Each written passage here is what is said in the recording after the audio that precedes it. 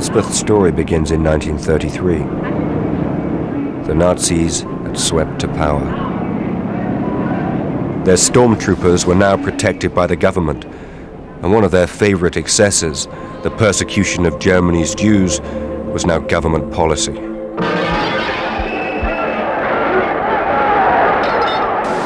There were arrests, beatings. Stormtroopers urged people not to shop in Jewish stores.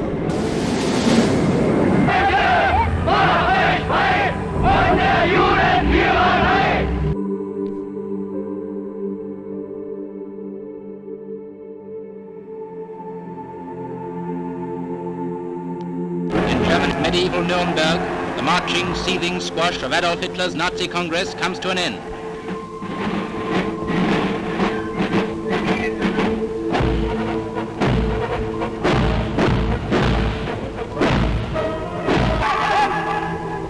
This year they say there are 800,000 pairs of boots standing heel to heel, waiting for the Führer's final speech.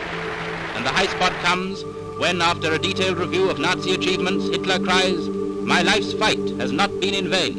Indem ich euch ihre Blicke weise ich, mein Lebenskampf ist nicht umsonst gekämpft.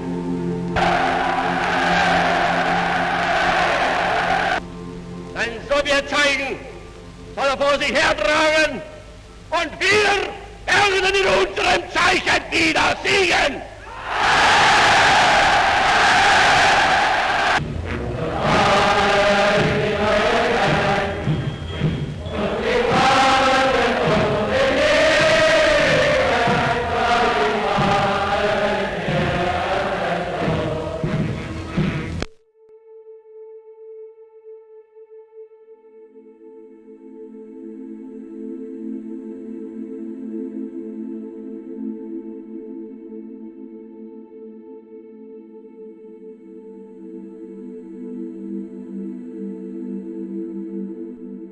God warned that wherever they wandered, the Jews would be an astonishment, a proverb, a byword, a curse and a reproach. Deuteronomy 28:37, 2 Chronicles 7:20, Jeremiah 29:18, 44-8.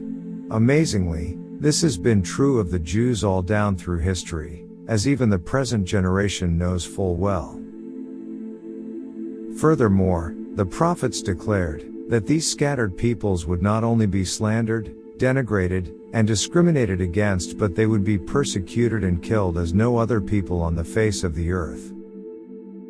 History stands as an eloquent witness to the fact that this is precisely what has happened to the Jews century after century wherever they were found. Many who claimed to be Christians and thus followers of Christ, who was himself a Jew, were at the forefront of Jewish persecution and slaughter.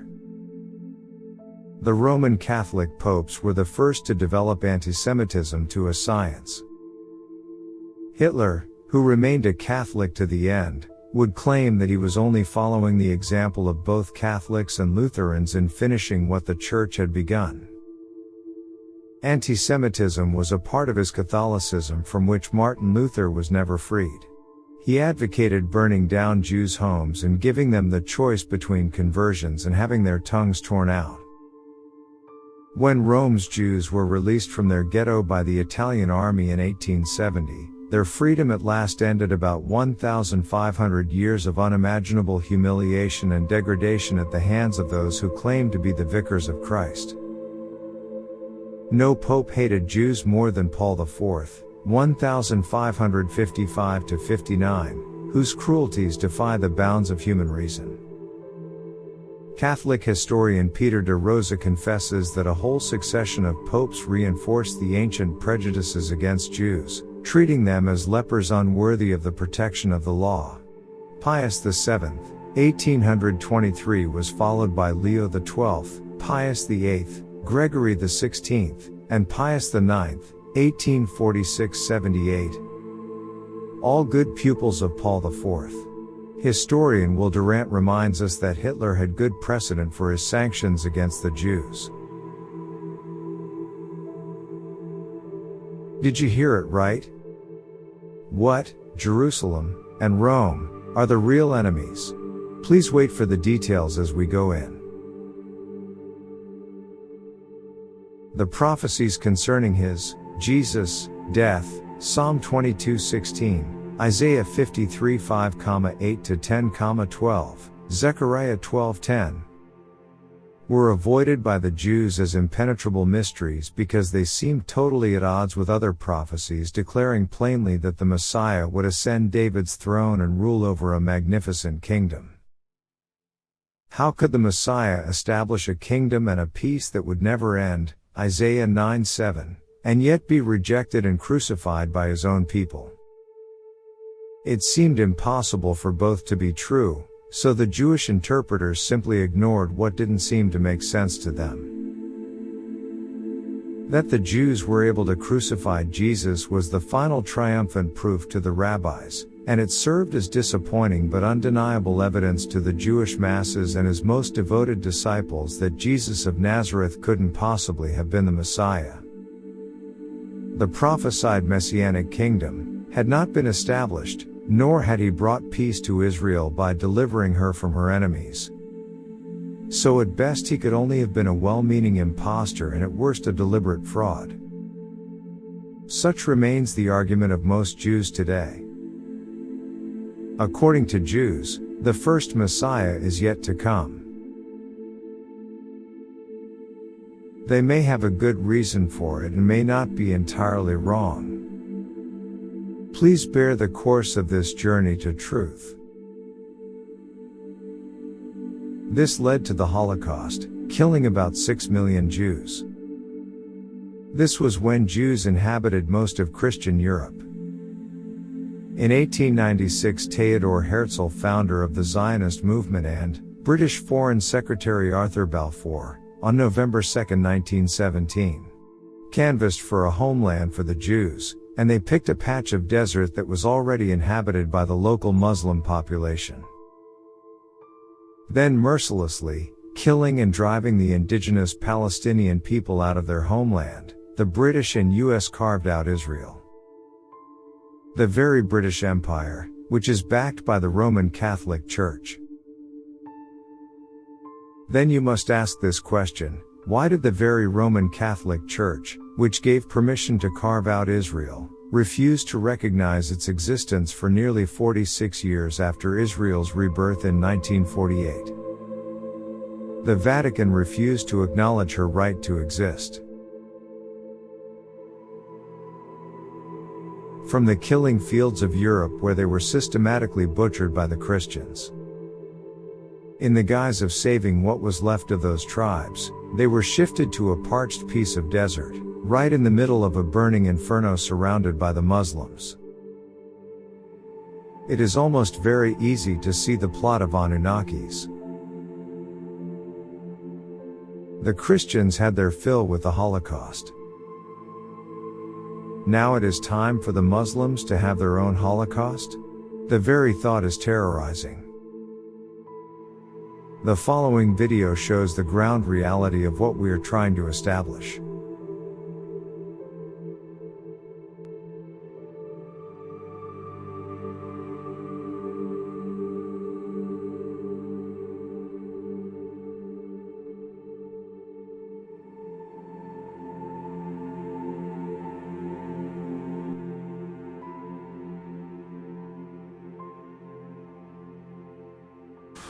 There is no question whatsoever that Saddam is seeking and is working and is advancing towards the development of nuclear weapons. No question whatsoever.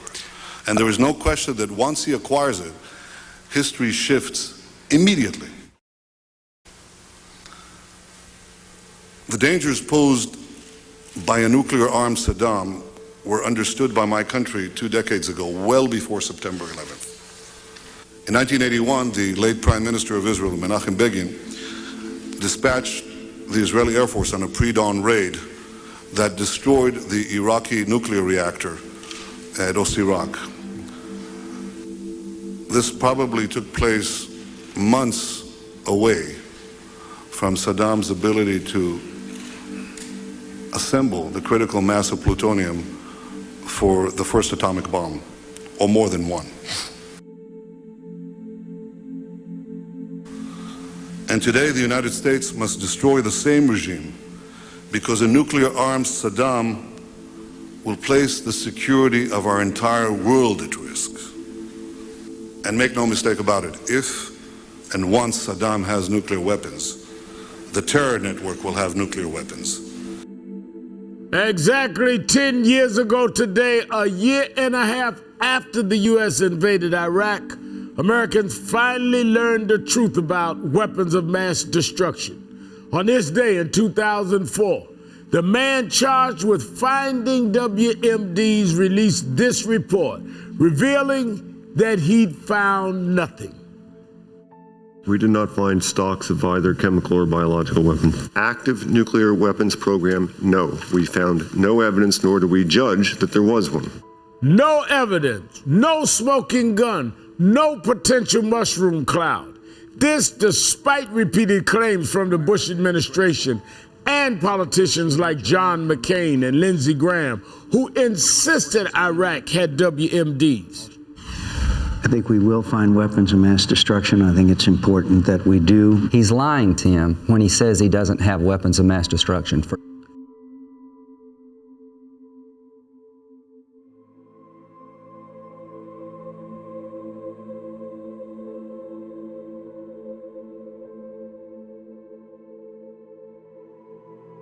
Nimrod was the first mighty ruler in the human history.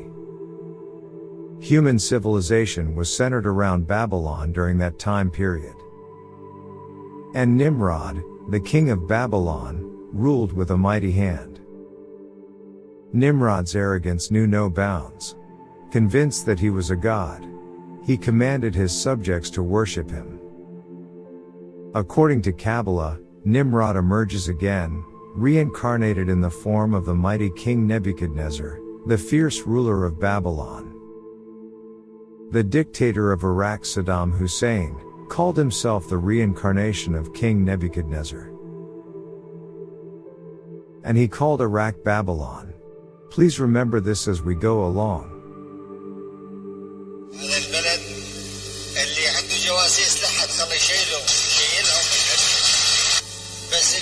اللي يدخل جاسوس للعراق ويصور وراء دولة كبرى، ترى هنا بالعراق ماكو دولة كبرى.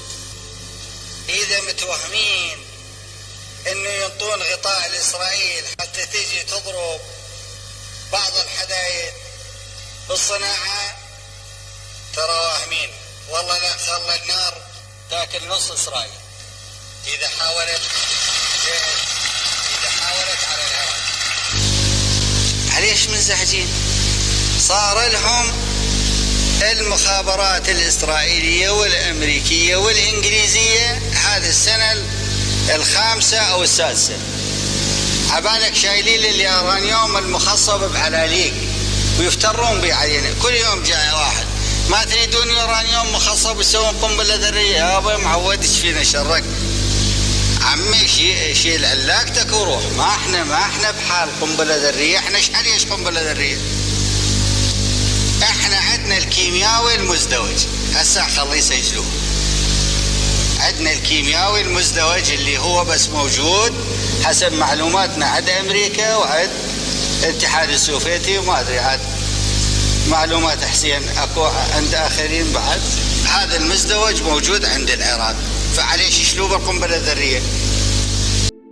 بالاعدام شنقا حتى الموت لارتكاب قتل عمد كجريمه ضد الانسانيه وفق الماده 12 اولا الف بدلاله الماده 12 اولا ثانيا ثالثا رابعا من قانون المحكمه الجنائيه العراقيه العليا رقم 10 لسنه 2005، وحددت العقوبة وفق أحكام المادة 406 من قانون العقوبات رقم 111 لسنة 1969 العادل بدلالة المادة 24 من قانون المحكمة الجنائية العراقية العليا رقم 10 لسنة 2005 قرارا حضوريا وبالاتفاق. ثانيا سيادة القاضي، شخص واقف هنا يعلج ويضحك. هذا الشخص يعلج هذا نفس اللي يستفز المحامين بتطلعوا بالدفتر. يعلج يضحك. وجهكم على هالصفحة. هذا التقدير للمحكمة.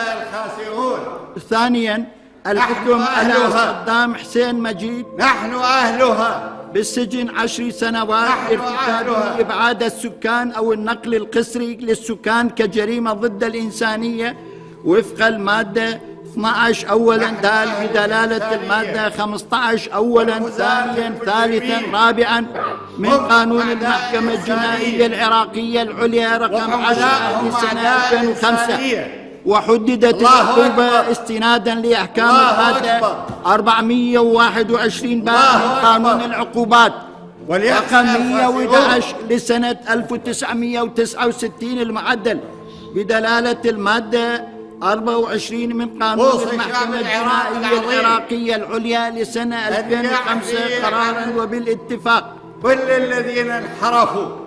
ثالثا الحكم على المدان صدام حسين المجيد بالسجن 10 سنوات لارتكابه التعذيب كجريمة ضد الإنسانية وفقا لأحكام المادة 12 أولا واو بدلالة المادة 15 أولا ثانيا ثالثا رابعا من قانون المحكمة الجنائية العراقية العليا رقم 10 لسنة 2005 وحددت العقوبة استنادا لأحكام المادة 333 من قانون العقوبات رقم 111 لسنة 1969 المعدل قرارا بدلالة المادة 24 من قانون المحكمة الجنائية العراقية العليا رقم 10 لسنة 2005. الله أكبر. رابعا تنفذ العقوبة الأشد بحق المدان استنادا لأحكام المادة 142 من قانون العقوبات رقم 111 لسنة 1990 المعدل.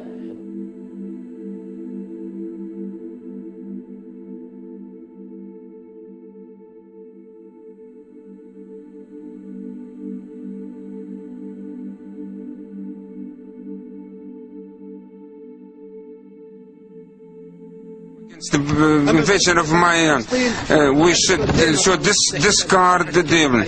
As regards the Palestinians, the solution is a democratic country for the Palestinians, for the Jews, for the Israelis. This solution, the two-state solution, is not practical. From now, these two states are totally overlapped. The inevitability of the failure of partition. These two states are not neighborly, they are interlapped, they're overlapped from the population, from the geographic point of view, and therefore you cannot even create a buffer zone between the two states because the West Bank has 500,000 Israeli settlers, and what is called Israel, there are 1 million Arab Palestinians there. So the solution is an Arab democratic, is a democratic state without religious fanaticism. The Sharon and the Arafat are over. This generation is over. We need a new generation in which everybody lives in peace. Look at the Palestinian youth. Look at the Israeli youth. They both want peace. They want to live under one state. This conflict poisons the world. This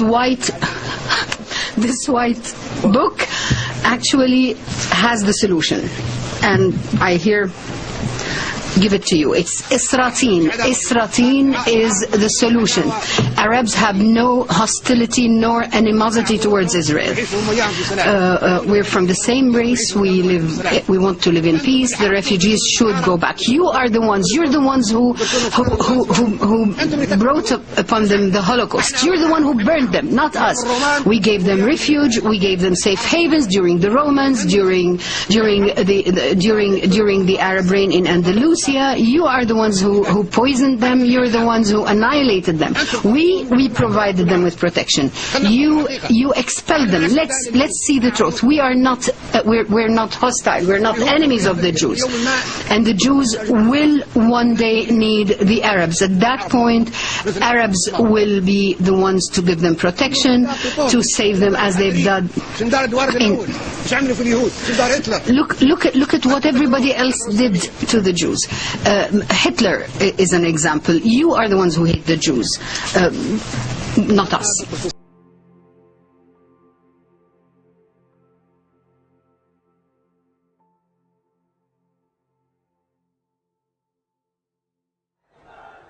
وثبت أن ما فيه ديمقراطية هناك،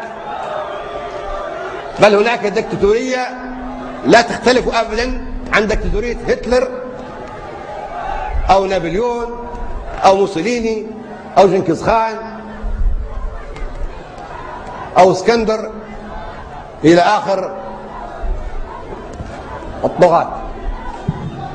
بأمر رئاسي يقال هكذا في عهد ريغن المجنون، يقال بأمر رئاسي أصدر الرئيس الأمريكي ريغن أمر رئاسي بالحرب مثلا، أمر رئاسي بمحاصرة ليبيا، أمر رئاسي بمقاطعة ليبيا، أمر رئاسي بعمل كذا كذا. هل هذه ليست دكتاتورية؟ هذه ديمقراطية؟ الآن انتخابات أمريكية، طلع مواطن أسود أصله من كينيا، أفريقي ومسلم، وكان يدرس في مدرسة إسلامية في إندونيسيا، اسمه أوباما. والناس كلهم صفقوا لهذه الشخصية في الوطن العربي وفي العالم الإسلامي وفي أفريقيا، واستبشروا بخير وصفقوا له وصلوا من أجله ودعوا له بالنجاح، وربما يكونوا قد دخلوا حتى في حملات التبرع الشرعية لتمكينه من الفوز في رئاسة أمريكا. لكن فوجئنا بأن أخانا وشقيقنا الأفريقي الكيني الأمريكي الجنسية يطلع بتصريحات صدمت كل مؤيديه في العالم العربي وفي أفريقيا وفي العالم الإسلامي. نحن نتمنى وربما تكون هكذا ان هي مجرد زي ما يقولوا في مصر كوزيون انتخابي، هذه مناسبة انتخابية، ان كذبة انتخابية باش تعرفوا مهزلة الانتخابات، ان الواحد يكذب على الناس لكي يعطوه اصواتها، وبعد ياتي التطبيق وينجح يقولون له انت وعدت بكذا بكذا، يقولون لا هذه دعاية انتخابية. شوفوا مهزلة، هذه الديمقراطية، لا هذه دعاية انتخابية، فاكرينها قد لكنها مضبوط، نضحك عليكم يعني باخذ اصواتكم. ان شاء الله هي تكون هكذا مجرد دعاية انتخابية. لكن كونك هو يقول ان القدس سأعملها عاصمة الى الابد للاسرائيليين، هذا يدل على انه هو ان اخانا اوباما يجهل السياسة الدولية وما هوش بيطلع على ملف الصراع في الشرق الأوسط. كنا نعتقد أنه يقول أنا قررت إذا نجحت سوف أفتش مفاعل ديمونة لأتأكد من القنابل الذرية ومن أسلحة الدمار الشامل الأخرى عند الإسرائيليين، نبغى نتأكد منها ويدير قرار مثل هذا. لكن لابد أنه عندما فكر في هذا، لابد أنه فكر عندما كان يتكلم عن إيران برنامجها النووي، لابد أن تكون أمام ديمونة بكل تأكيد. لكن لما تكون قدام ديمونة لابد أن يكون قدامه مصير سلفه كندي الذي قرر أن يفتش مفاعل ديمونة، وأصر على تفتيش ليتأكد من أنه يصنع أسلحة ذرية وإلا لا. ورفض الإسرائيليون، وأخيرا أصر هو على التفتيش. كان المخرج من هذه الأزمة هو استقالة بن غوريون استقال حتى لا يوافق على تفتيش مفاعل ديمونة، وأعطى الضوء الأخضر بقتل كندي، وهكذا قتل كندي بسبب مفاعل ديمونة وإصراره على تفتيشه. بسبب إصراره على تفتيشه قتل كندي. لابد أن أوباما أمام هذه الصورة، وبالتالي لابد أنه كان يريد أن يتكلم عن هذا ولكنه يتراجع. كنا نتوقع منه أن يقول أني سأطبق إذا نجحت فكرة الدولة الواحدة إسراطيل الموجودة في الكتاب الأبيض للقذافي، إن هذه الفكرة هي الفكرة اللي فيها الحل الجذري والتاريخي والنهائي، وأنه مستحيل إقامة دولتين قزميتين في هذه المنطقة. أي دولة عمق 15 كيلومتر، ما يسمى بإسرائيل الآن عمق 15 كيلومتر، أي دولة هذه أمام 5 ملايين من الفلسطينيين. كنا نتوقع أن يقول ملايين اللاجئين الفلسطينيين قررت أن أرجعهم لأرض فلسطين التي طردوا منها عام 48 وعام 67. هذا هو التغيير الذي تتفق له الشعوب ويده الشعب الأمريكي والشعب الأسود في أمريكا. كنا نعتقد أن يقول أني أعمل من أجل استقلال الأمة الكردية وتوحيدها، ولا بد أن تحتل في الشرق الأدنى مكانة تحت الشمس وفوق الأرض الأمة الكردية الممزقة المعذبة المضطهدة المستعمرة من الكل. كان يجب أن يقف إلى جانبها، لا يقف مع العملاء ويضحي بمصير الأمة الكردية. هذا التغيير. والخوف، كل الخوف هو ان هذا الكلام في وقت اقول ان الاسود يشعر بالنقص، عقدة النقص، هذا شيء خطير. اذا كان اخونا اوباما شعر بانه هو اسود وانه ليس له الحق في ان يحكم امريكا، هذه المصيبة الكبيرة، لان هذا الشعور خطير جدا يجعله يتصرف ابيض اكثر من البيض، ويبالغ في اضطهاد السود واحتقارها. نحن نقول له يا أخي الأسود والأبيض في أمريكا متساويين، كلهم مهاجرين. أمريكا ليست للبيض ولا للسود، أمريكا للهنود الحمر سكانها الأصليين. جاء الأبيض وجاء الأسود، إذن الأبيض والأسود في أمريكا متساويين، ومن حق أوباما أن يرفع راسه ويقول أنا شريك في أمريكا. أمريكا أرضي مثل ما أرضكم أنتم، إذا كان ما يعيش أرضي حتى أنتم ليست أرضكم، أرض الهنود الحمر. أنتم مهاجرون نحن مهاجرون. لكن ما زلنا احنا نامل ان الاسود هذا يكون معتز بافريقيته وباسلامه وبعقيدته، وانه صاحب حق في امريكا، وان يغير امريكا من الشر الى الخير، وان تقيم العلاقات اللي تخدم امريكا مع الشعوب الاخرى خاصه مع العرب.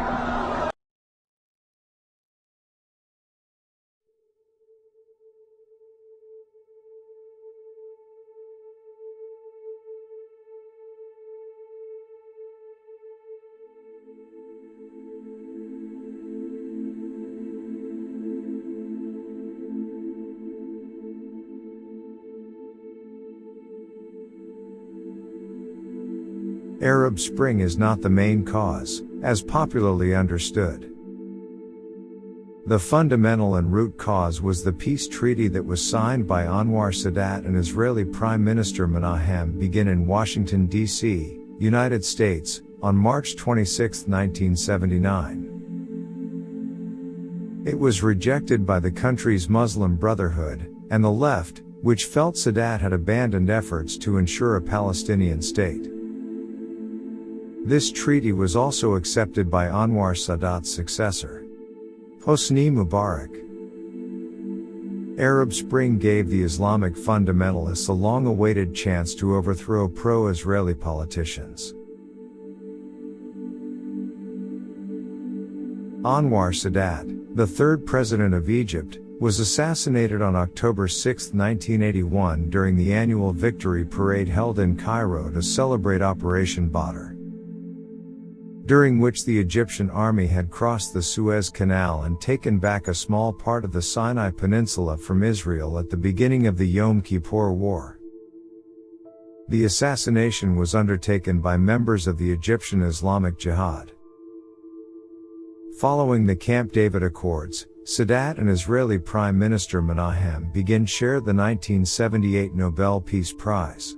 However, the subsequent 1979 Egypt-Israel peace treaty was received with controversy among Arab nations, particularly the Palestinians. In Egypt, various jihadist groups, such as Egyptian Islamic Jihad and Al-Jama'ah al-Islamiyah, used the Camp David Accords to rally support for their cause.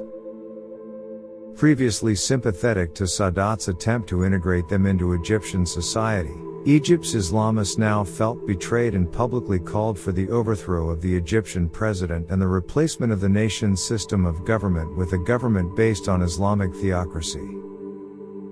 A fatwa approving the assassination had been obtained from Omar Abdel Rahman, a cleric later convicted in the U.S. for his role in the 1993 World Trade Center bombing. The Israelis feared the final days of Hosni Mubarak. The Israeli intelligence community paid extremely close attention to the Egyptian president's health. He was their best hope for peace at the borders, especially in the Sinai Peninsula. Israel had put so much store in Sadat, and then Mubarak, as the guarantors of the peace agreement between the two countries that they had never seriously paused to think about the Egyptian people. Israelis were frustrated that Mubarak had never done anything to warm relations beyond the cold peace, which effectively discouraged any real engagement on commercial or cultural levels. But as long as he kept the agreement and most importantly, the security cooperation functioned and even flourished behind the scenes, secretly, they were content.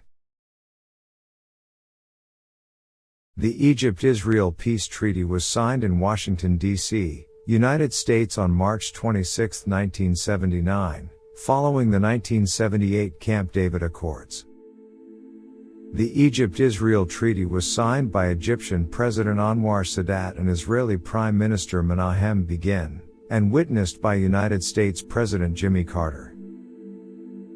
His successor Hosni Mubarak vowed to respect and recognize this treaty with Israel, but he kept his distance from them. So he was allowed to keep his power by Washington and Israel.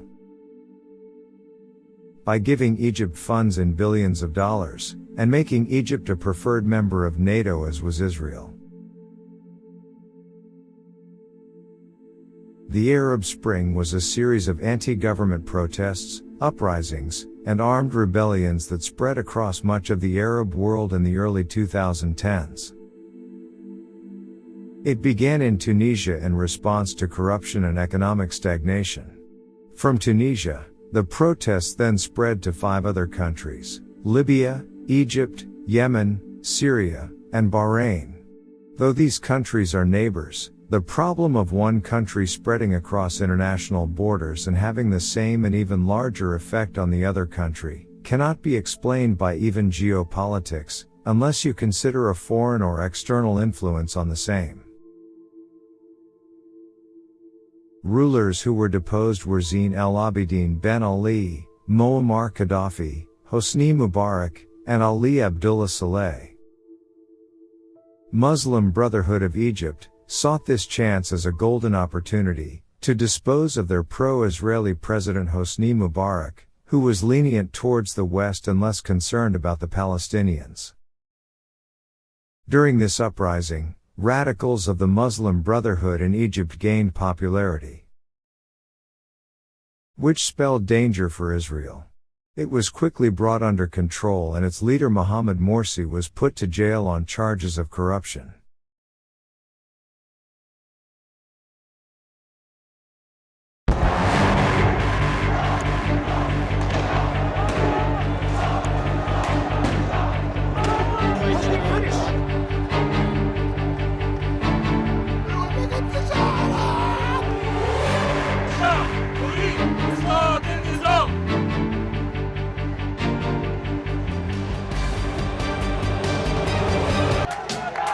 Listen to the chants roaring in downtown Cairo, the hundreds of people walking to the streets. It's unprecedented.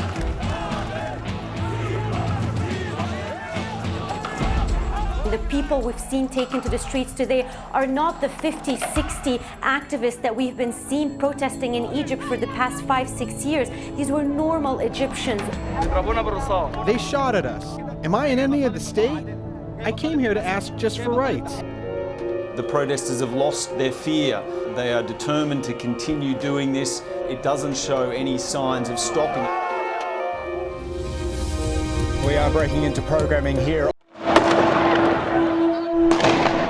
Kamal, unbelievable pictures you're seeing there of crowds of protesters trying to dump the vehicle that is a personnel carrier that carries troops of the police. They're trying almost to knock it over the side of the bridge into the Nile. Yes, into the Nile. You can see more tear gas being fired at the protesters, and more of them are coming our way. Take your time. Just 1 second, stay with us, come on. Ahmed, Badil. That they are going to be easily satisfied unless the president himself stands down. We've lost a lot of people, and we've lost them for a cause. The cause is that we wanted Mubarak to be out. We owe it to them to stick it till the end.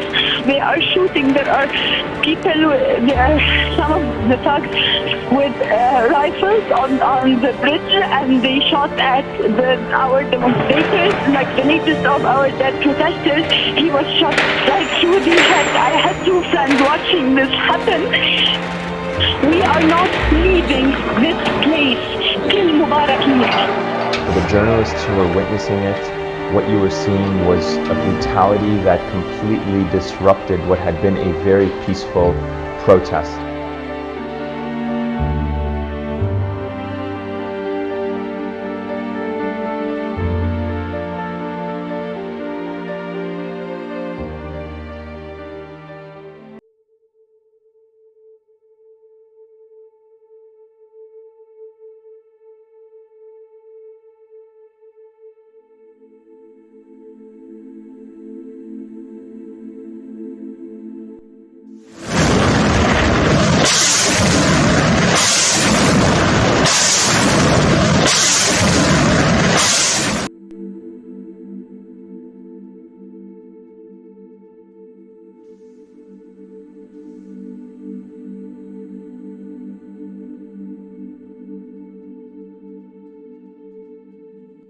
أن أي غارة جوية بسلاح الجو الإسرائيلي على لبنان سيتم الرد عليها حتما، ولكن بشكل مناسب ومتناسب، لأننا نريد أن نخدم هدف حماية بلدنا.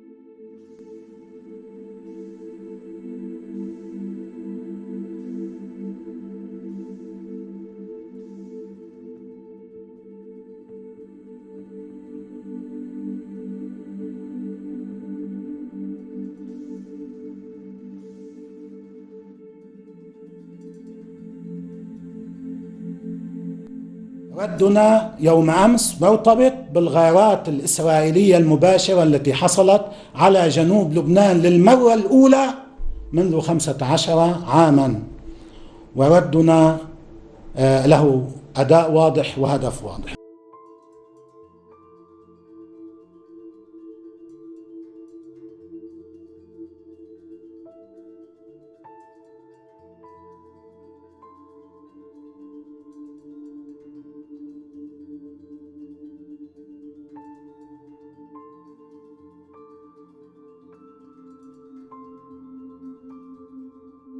نحن لا نبحث عن حرب ولا نريد الذهاب إلى حرب، ولكننا جاهزون لها، ولا نخافها ولا نخشاها، وننتظرها في كل يوم، وسننتصر فيها إن شاء الله.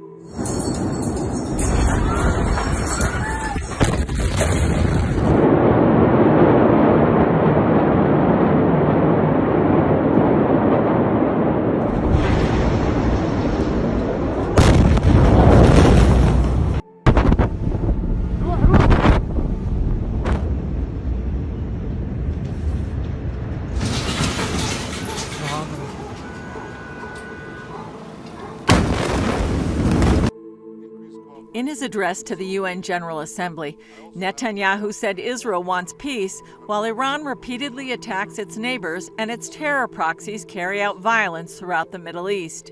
We all saw the terrible explosion at Beirut port last month.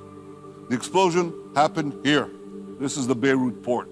In August, a warehouse filled with nearly 3,000 tons of ammonium nitrate exploded in Beirut's port, killing nearly 200 people, wounding thousands, and causing widespread destruction in the capital. Some believe that the mismanaged chemicals belong to the Iranian-backed Hezbollah and were intended for bomb making. Now here's where the next explosion could take place, right here. This is the Beirut neighborhood of Janah. It's right next to the international airport. And here, Hezbollah is keeping a secret arms depot. This secret arms depot right here is adjacent, a meter away from a gas company. These are gas canisters, right here. It's a few meters away from a gas station. Netanyahu appealed to the Lebanese people. I say to the people of Lebanon, Israel means you no harm, but Iran does. Iran and Hezbollah have deliberately put you and your families in grave danger. And what you should make clear is what they have done is unacceptable. You should tell them, tear these depots down. Hezbollah leader Hassan Nasrallah denied that his group is storing weapons in Beirut and accused Netanyahu of trying to incite the Lebanese people against his organization. We do not put our missiles neither at Beirut's port or near a gas station, and know well where we put our missiles. As part of the denial, Hezbollah took journalists on a nighttime tour of the facility that Netanyahu exposed.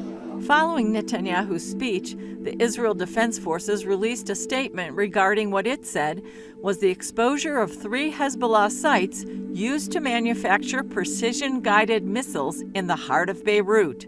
Among the sites it mentioned was the one Netanyahu named, as well as 2 others located under residential buildings where dozens of families live.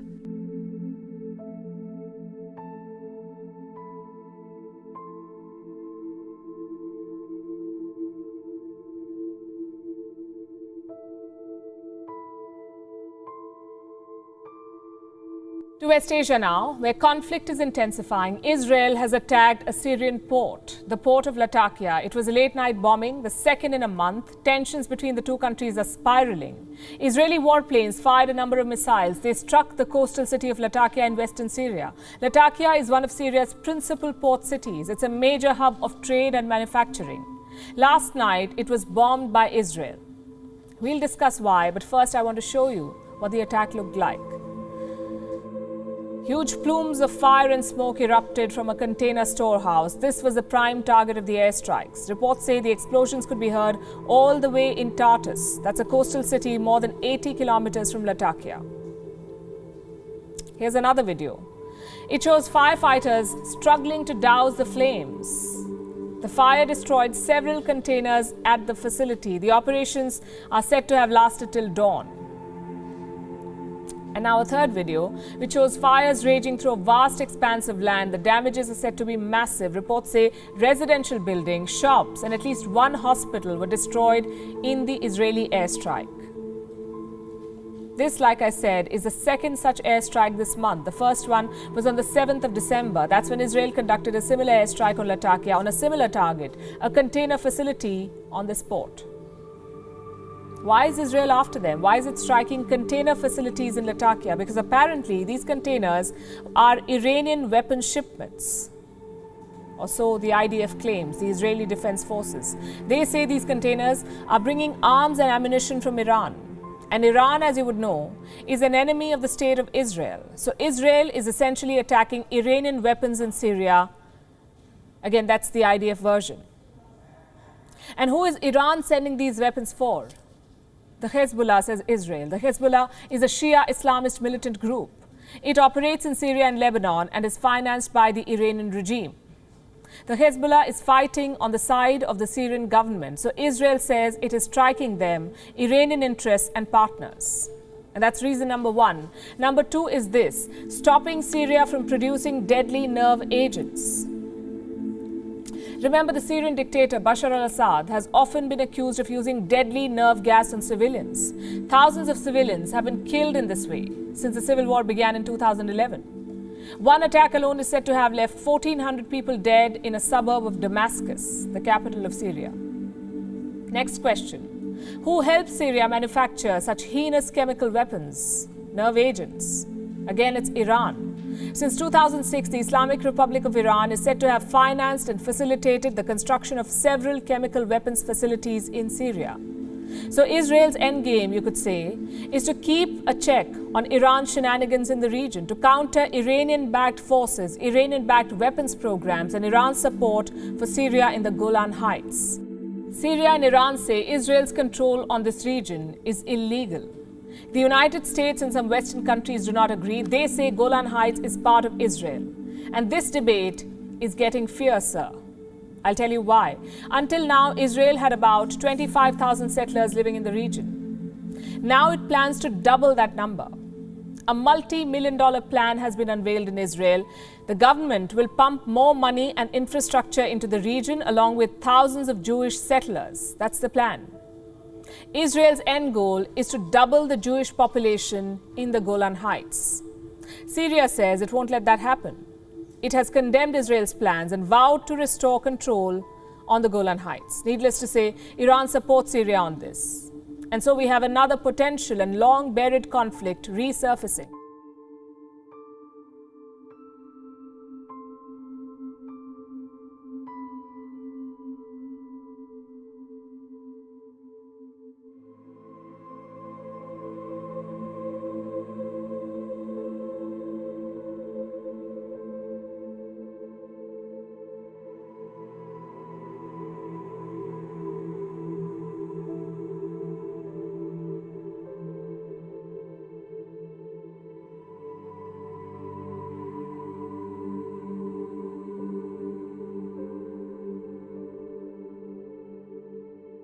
You have declared a jihad against the United States. Can you tell us why?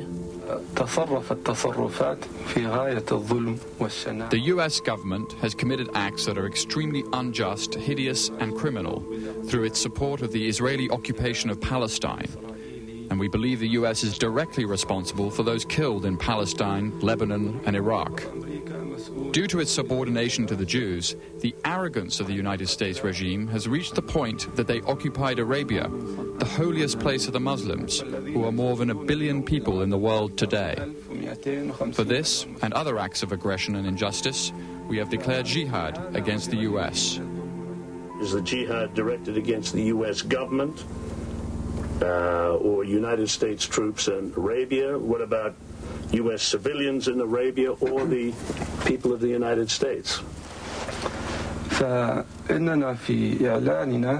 We have focused our declaration of jihad on striking at the U.S. soldiers inside Arabia, the country of the two holy places, Mecca and Medina. In our religion, it is not permissible for any non-Muslim to stay in Arabia. Therefore, even though American civilians are not targeted in our plan, they must leave. We do not guarantee their safety.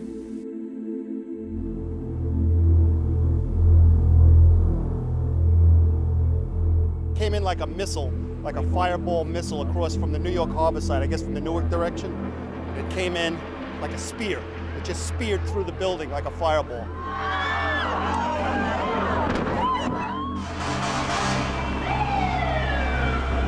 You know, you can see the cut of the incision into the building is sideways, so the plane was slightly on its side, and that's why it made me think maybe it was in distress. But then when it obviously hit, there was almost no doubt that it was intentional. Kept on looking at the numbers coming down the stairwell, 15, 14, counting, and then I actually thought, all right, I can make it. And when I got out, I looked like I've never seen war up close, but today I have.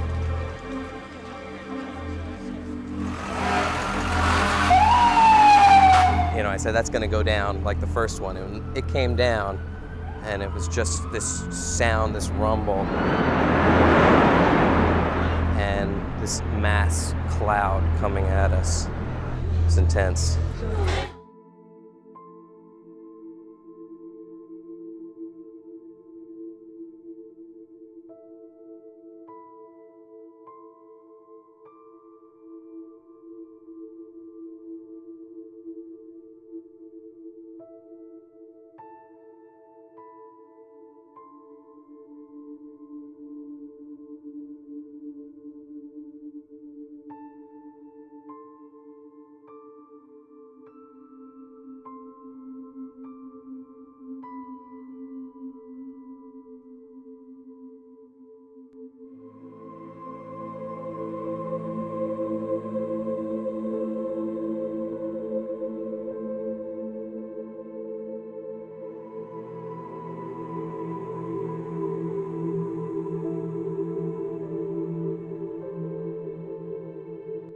news.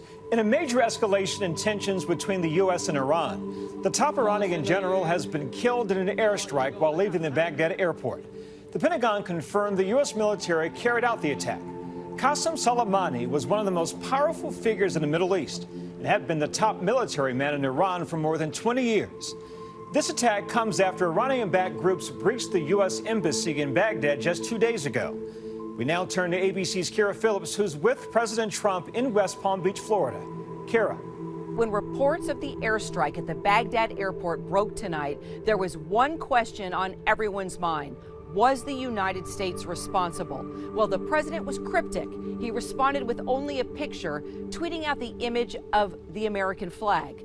My White House sources were able to confirm that not only did the strike happen, but it was ordered by President Trump, the Pentagon announcing that the strike did indeed kill the powerful commander of Iran's Revolutionary Guard Corps, Qasem Soleimani, as well as the head of an Iranian-backed Iraqi militia. And it was ordered by President Trump. These young American servicemen and women are the first wave of military troops arriving in the Middle East amid the growing crisis with Iran. 3,500 strong, joining the already tens of thousands of U.S. troops in the region. Tensions flaring after a U.S. drone strike last week killed Iran's top military official, General Qasem Soleimani. In the heart of Iran, a public outpouring of grief, overwhelming the streets of its capital. Trump made a big mistake. He killed our hero. Cries drowned out by angry chants. Soleimani, a beloved figure in Iran, seen as standing up to the West. Now, his death and the way it was carried out, a game changer for Iran and the United States. Mr. Trump, you don't have any right to kill him. Allahu Akbar. اللهم صل على محمد وآل محمد وبارك على محمد وآل محمد وترحم على محمد وآل محمد. الله أكبر.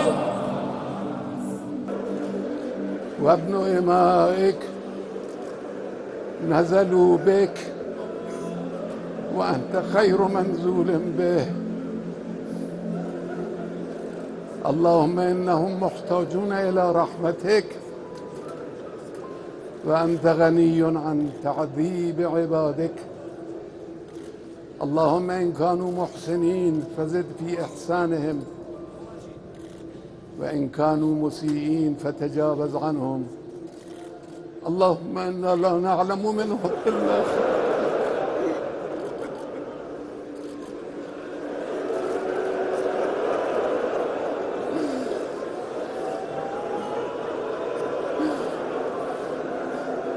اللهم إنا لا نعلم منهم إلا خيرا. اللهم إنا لا نعلم منهم إلا خيرا وأنت أعلم بهم منا. اللهم صل على محمد وآل محمد. اللهم أدخلهم برحمتك برضوانك. الحمد لله الذي رزقنا الجهاد في سبيل الإسلام. الله أكبر. همینک وداع جانسوز رهبر عزیزتر از جانمان ولی امر مسلمین جهان با مالک اشتر خیش با این شعار ابوالفضل علمدار خامنه ای نگهدار.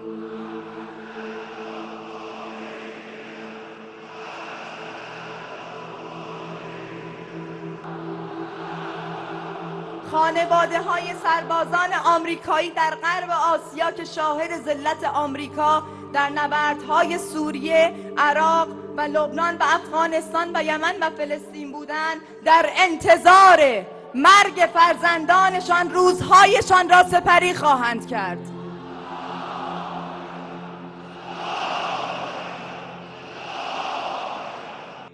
أقول بأن الشهيد القائد سليماني الذي أمضى حياته من أجل دعم المقاومة وإسنادها وهو على رأس فيلق القدس في الحرس الثوري الإيراني أقول الذي مضى عليه إنه إذن شهيد القدس، شهيد القدس، شهيد القدس.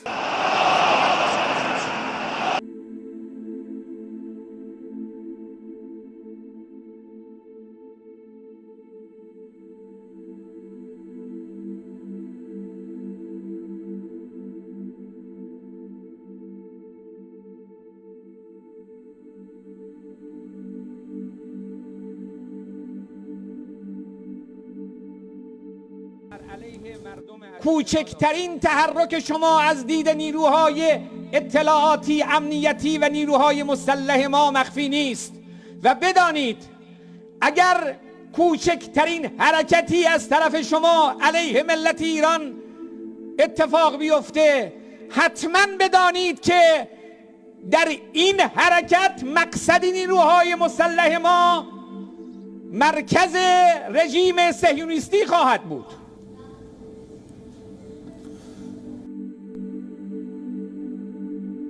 God declared that in the last days before the Messiah's second coming, Jerusalem would become a cup of trembling, a burdensome stone for all people. Zechariah 12:2-3. There are additional prophecies concerning Israel and Jerusalem, which pertain to the last days and still await future fulfillment. We may be certain, on the basis of the prophecies which have already come true, that these too will surely be realized, and in the not too distant future. The most appalling time of utter destruction both for Jews and for the entire population of the world lies ahead. It is called the time of Jacob's trouble, Jeremiah 37. With astonishing accuracy, the Bible does not single out Damascus, Cairo, London, or Paris as the center of action in the last days, but two other specific cities, Jerusalem and Rome. They are diverse, have been enemies since the days of the Caesars, and remarkably are still rivals today for spiritual supremacy. Catholic Rome claims to be the eternal city and the holy city, titles which the Bible has given to Jerusalem. Rome also claims to be the New Jerusalem, putting her in direct conflict with God's promises concerning the true city of David. There have been 2,000 years of tension and antagonism between Rome and Jerusalem. For nearly 46 years after Israel's rebirth in 1948, the Vatican refused to acknowledge her right to exist.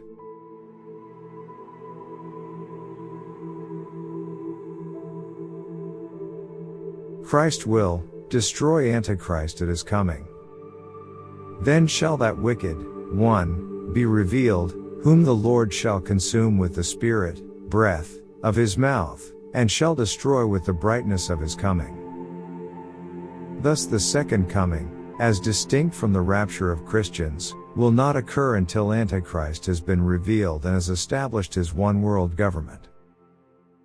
Only then will Christ return, in the midst of Armageddon, with the believers he has previously raptured to heaven. Zechariah 14:5, Jude 14. To rescue Israel from the armies of Antichrist which are about to destroy her, to execute judgment upon the earth, and to establish his messianic kingdom by ruling the world from David's throne in Jerusalem. Zechariah 12-14.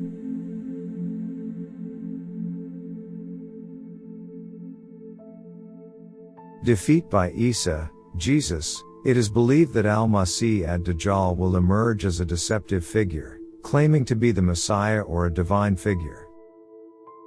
However, Isa, Jesus, in Islamic tradition, will return before the day of judgment as one of the signs of the end times. Isa will confront and defeat Al-Masih ad-Dajjal.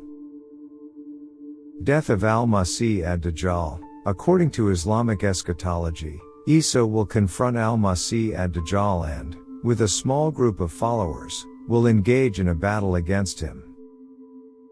Isa will ultimately defeat the false Messiah, leading to the capture and death of Al-Masih ad-Dajjal. Divine punishment. After his death, it is believed that Al-Masih ad-Dajjal will face divine punishment and be exposed as a fraud. Islamic tradition indicates that the earth will reject his body and his true nature will be revealed to all. This event is considered a manifestation of God's justice and truth. Restoration of justice. The defeat and punishment of Al-Masih ad-Dajjal are seen as a prelude to the restoration of justice, righteousness, and the establishment of peace on earth.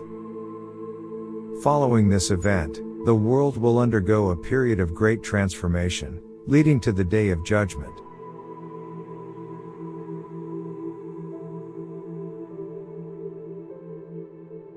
List of all the historical characters common in both Islam and Christianity. Adam, Noah, Nuh. Abraham, Ibrahim. Moses, Musa. David, Dawood, Solomon, Suleiman. Jonah, Yunus. Job, Ayub.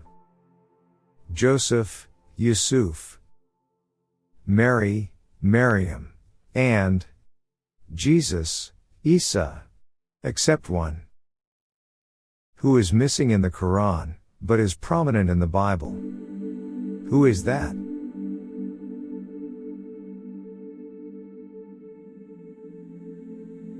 Enter the woman on the beast, the wild card, who is going to make Yahweh and Allah run for their money and try to save their flock if they can. Who is she? Is she winning? Yes. Has she done this before? Yes.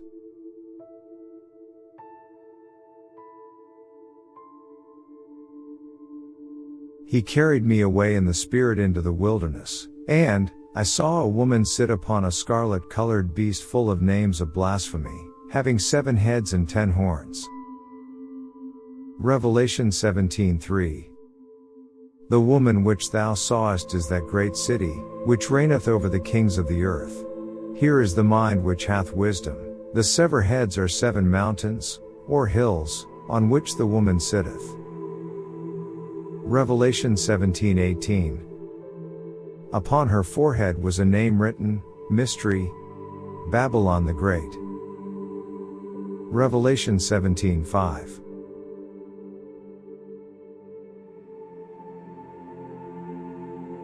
She is more powerful than Yahweh and Allah. She has proved, more than once, the consequences of crossing her path. Both Yahweh and Allah have experienced her supremacy before. Though Yahweh is determined to confront her again in battle, Allah is watching the situation closely and playing a waiting game to make a move. Both know for sure, even in their own hearts, that it may be possible to thwart her temporarily. But to defeat her is impossible. Has she proved her supremacy over Yahweh and Allah? Yes, she has. It was televised on the national news channels of your respective countries. Perhaps you missed it.